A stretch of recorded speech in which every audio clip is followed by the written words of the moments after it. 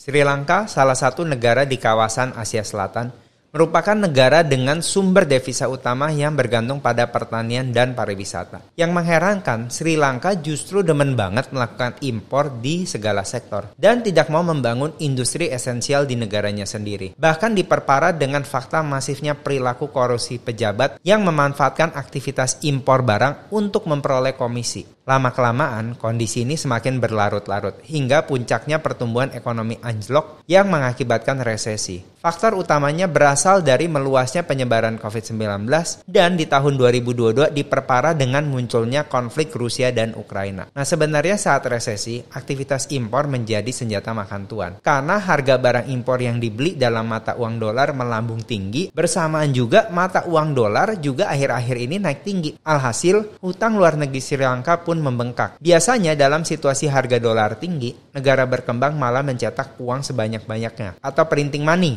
yang akhirnya membuat mata uang mereka menjadi tidak bernilai. Sebagai contoh, di tahun 2000-an, negara Zimbabwe pernah cetak uang yang banyak untuk membiayai defisit anggaran. Hingga puncaknya harga bisa naik 2 kali lipat setiap 24 jam. Kini, kondisi Sri Lanka sangat memprihatinkan, yaitu menjadi negara yang bangkrut akibat gagal bayar hutang luar negeri lebih dari 700 triliun dan inflasi mencapai 50%, sehingga mengakibatkan tergulingnya Presiden Sri Lanka, Rajapaksa. Nah, kejadian yang baru dilalui Sri Lanka ini tentu menjadi topik pembicaraan yang hangat di berbagai media di Indonesia. Bagaimana jika Indonesia terseret resesi dan inflasi menjadi semakin tinggi?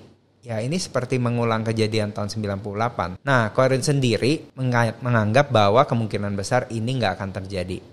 Ini adalah fakta-faktanya. Yang ke-1, staf khusus Menteri Keuangan Justinus Prastowo menyebut perekonomian Indonesia jauh lebih kuat secara struktur. Sebagai perbandingan, kondisi di Sri Lanka saat ini sama dengan di Indonesia pada tahun 1998 lalu yang syarat akan KKN pada segala sektor. Yang kedua, berdasarkan data BPS, tingkat inflasi di Indonesia 4,35% year on year dan 3,19% Januari sampai Juni 2022. Angka ini timpang secara drastis dengan inflasi di Sri Lanka yang sudah mencapai 50%. Meskipun demikian, sebagian masyarakat Indonesia juga merasakan adanya peningkatan harga-harga kebutuhan pokok sebagai dampak dari situasi ekonomi global. Yang ketiga, neraca perdagangan Indonesia yang surplus karena topangan komoditas yang harganya meningkat, yaitu batu bara dan kelapa sawit. Yang keempat, pertumbuhan ekonomi Indonesia terlihat positif, yaitu 5,01% pada kuartal 1 tahun 2022. Yang kelima, rasio utang yang relatif aman yakni sebesar 38,88% dari PDB Indonesia. Yang keenam, pemerintah Indonesia juga memperhatikan untuk menjaga stabilitas politik dan sosial. Nah, dari sini pelajaran yang bisa dipetik agar bisa dijadikan pembelajaran mungkin ya, Corin bilang masukan, yaitu 1. Terus melakukan diversifikasi ekonomi, terutama pada sektor-sektor yang punya nilai tambah. Jadi, jangan hanya terlalu menggantungkan ekonomi Indonesia terlalu besar pada beberapa sektor tertentu, seperti misalnya komoditi dan pariwisata. Namun, mulai juga membangun sektor-sektor esensial lain, seperti manufacturing atau mungkin industri kreatif seperti K-pop, sehingga negara kita bisa